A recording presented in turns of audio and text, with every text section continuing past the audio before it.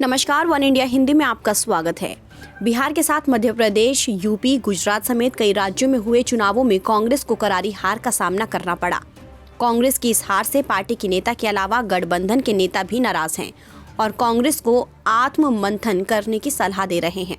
Indian express से बात करते हुए कांग्रेस नेता कपिल सिब्बल ने भी हाईकमान को आत्म मंथन की सलाह दी है। इंडियन एक्सप्रेस को दिए एक इंटरव्यू में कांग्रेस नेता कपिल सिब्बल ने कहा कि देश के लोग न सिर्फ बिहार में बल्कि जहां भी उपचुनाव हुए, जाहिर तौर पर कांग्रेस को एक प्रभावी विकल्प नहीं मानते।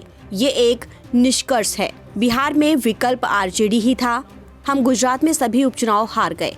लोकसभा चुनाव में भी हमने वहां एक भी सीट नहीं जीती थी। यूपी की कई सीटों पर कांग्रेस उम्मीदवारों को 2% से कम वोट मिले। मुझे उम्मीद है कि कांग्रेस आत्म मंथन करेगी। कपिल सिब्बल ने कहा कि अगर 6 साल तक कांग्रेस ने आत्म मंथन नहीं किया है तो हमें इससे क्या उम्मीद है। हमें पता है कि कांग्रेस का क्या कसूर है। संगठनात्मक रूप से हम जानते हैं कि क्या गलत है। मुझे लगता है कि हमारे पास सभी जवाब हैं। कांग्रेस पार्टी खुद ही सारे जवाब जानती है, लेकिन वो ये जवाब नहीं देना चाहती। जब तक आत्म मंथन नहीं किया जाएगा तब तक कांग्रेस के ग्राफ में गिरावट जारी रहेगी। कांग्रेस वर्किंग कमेटी पर कपिल सिब्बल ने कहा कि इसके संविधान में भी लोकतांत्रिक प्रक्रियाओं को अपनाया जाना चाहिए, जो कांग्रेस के संविधान के प्रावधानों में ही परिलक्षित होता है। आप नामांकित सदस्यों से ये उम्मीद नहीं कर सकते हैं कि वो सवाल उठाएं।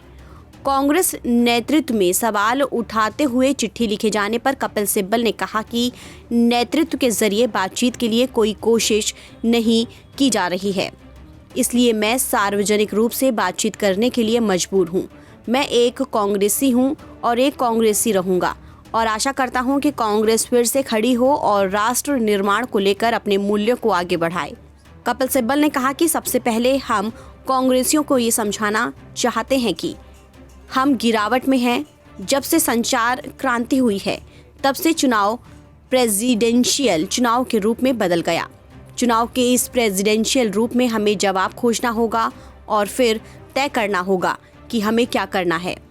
अगर हम अपनी कमियों को पहचान नहीं पा रहे हैं तो भी चुनावी प्रक्रिया से मनचाहे नतीजे नहीं मिलेंगे।